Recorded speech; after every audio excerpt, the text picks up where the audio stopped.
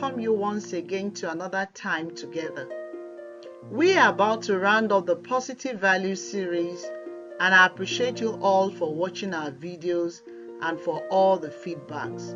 God bless you all. Today we'll be talking about discipline, and our speaker for today is Mrs. Bumi Okonlawo. Mrs. Okonlawo is an accountant by profession and also a passionate teens youth counselor by calling. She's a change agent and mentor who has worked with young adults at various capacities for over 20 years. Mrs. Bumi Okonlawo, it's nice having you on this platform. Hi everybody, wherever you may be. My name is Bumi, and today I will be talking about discipline. I know we've had series of talk about different values as Christians, as individuals, as young people, but today I will be talking about something that is very important, and I think it's fundamental in the life of every human being, whether small, old, great, young, man, woman, and we all need it. And not only that we all need it, it's something that has been diluted, is something that is lacking in our community, in our society, in the lives of people. And people kind of like see it as an old-fashioned thing, a thing of the past, and that is discipline. Discipline. What is discipline? I'm just going to talk through it in a layman, then we can talk about other things that regards discipline. Discipline is having control of your mind. A lot of decisions, a lot of things that we do as people, as individuals, start from the mind. The mind is the engine that controls all the part of the body. And so the mind, that's where the thought comes in, your brain. Your mind is connected to your brain. I don't want to go to that aspect right now, but I just want to let you know that discipline is something that it's been inflicted. It's a personal thing. It's something that you think about before you start something. So what do I mean? Discipline is training your mind and your character to build a self-control. Let me repeat it again.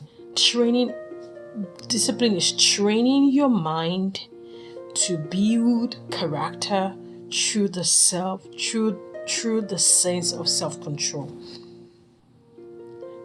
So, why is discipline lacking?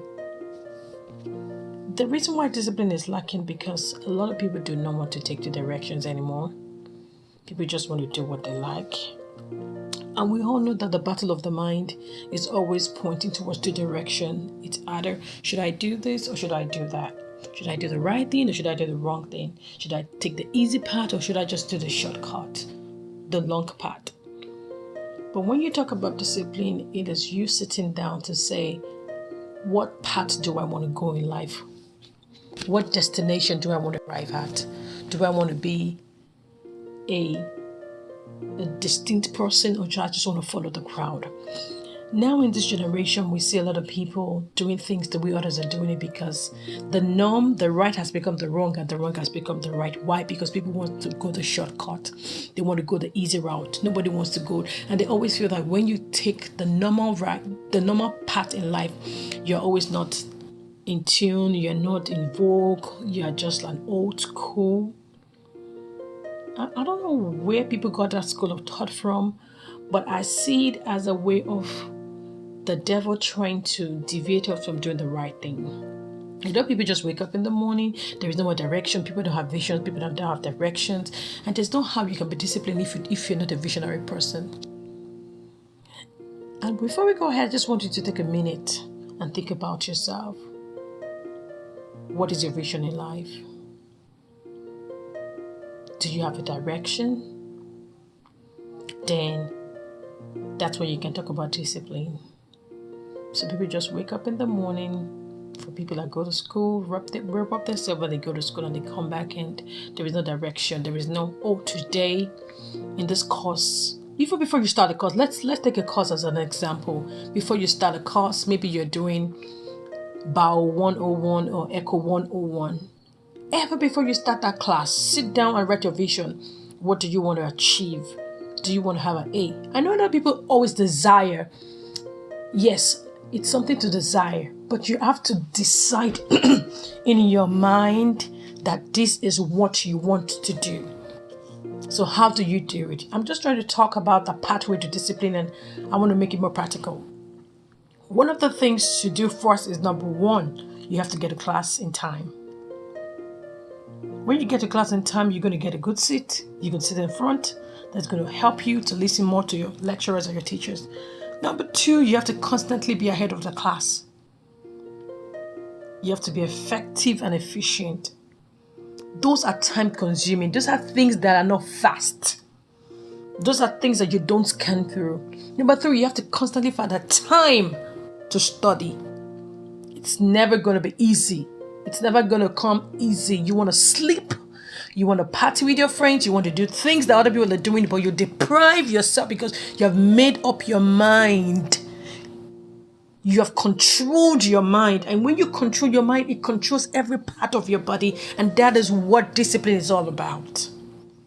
And by the time you're consistent, you're reading Echo 101, 30 minutes every day or every 2 days. Let me tell you something. There's no how you will be constant doing the same thing over and over again that you will not be good.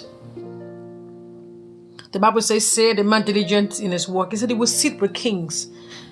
And so discipline is that diligence. When you're disciplined, when you're self-disciplined, you will go heights in life. Let me give you my self-illustration. I know there was a time, I know we Africans, we're not so good with timing. We are so bad. When, even churches, when they tell you, oh, we're going to start service by 10 or we're going to finish by 12, sometimes they stretch it like 12, 15, 12:01. Discipline is, that is part of indiscipline. Discipline is keeping to your word, keeping to your set rules, doing the right thing. When you tell someone I'm going to be there by 7 o'clock, you're going to be there by 7 o'clock. So I was sharing with a friend of mine and I said, oh, do you know that I made up my mind that I wasn't going to. So the one and the only day that my kids went to school late, I felt so irresponsible as a mother. It wasn't wrong to go to school late, don't get me wrong. It's not wrong. But I made up my mind from that day that my kids were going to go to school late. So what did I do? I set that rules. No going to school late. Was it easy? No. There was a day it was snowing so bad that I did not even wear shoes to take my kids to school. That just shows you how rugged I could be when it comes to discipline. So when you make up your mind that, and then there was a day I asked myself, I said, is it a sin for these kids to go to school late? I said, no, but because I am training them to be more efficient and effective in life, to be on time, to be men of integrity.